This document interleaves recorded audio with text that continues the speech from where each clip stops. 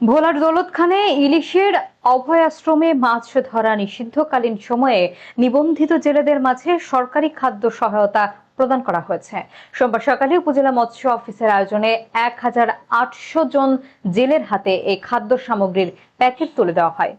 মোহাম্মদ রাশেদ খানের প্রতিবেদনে থাকছে বিস্তারিত।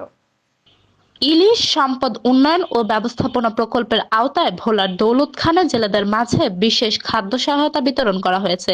সোমবার ২৭ এপ্রিল সকালে উপজেলা মৎস্য দপ্তরের উদ্যোগে এই কার্যক্রম শুরু হয়। চলতি ২০২৫-২৬ অর্থ বছরে মার্চ এপ্রিল ২ মাস ইলিশের অভয়াশ্রমে মাছ ধরা নিষিদ্ধ থাকায় কর্মহীন হয়ে পড়া জেলেদের এই সহায়তা দেওয়া হচ্ছে। বিতরণ অনুষ্ঠানে উপস্থিত ছিলেন উপজেলা নির্বাহী কর্মকর্তা আব্দুল খায়রুল ইসলাম চৌধুরী, সহকারী কমিশনার শাওন মজুমদার সুমন এবং উপজেলা মৎস্য কর্মকর্তা আব্দুর রহমান। এছাড়াও স্থানীয় রাজনৈতিক নেতৃবৃন্দের মধ্যে উপজেলা বিএনপির সভাপতি আব্দুল মান্নান মিয়া সহ অন্যান্য অঙ্গ সংগঠনের নেতাকর্মীরা উপস্থিত ছিলেন।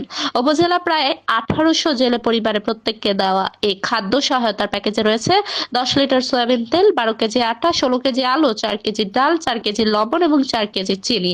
মাছ ধরা বন্ধ থাকায় অভাব অনটনের দিন কাটানো জেলেরা এই খাদ্য সামগ্রী পেয়ে সরকারের প্রতি কৃতজ্ঞতা প্রকাশ করেছেন।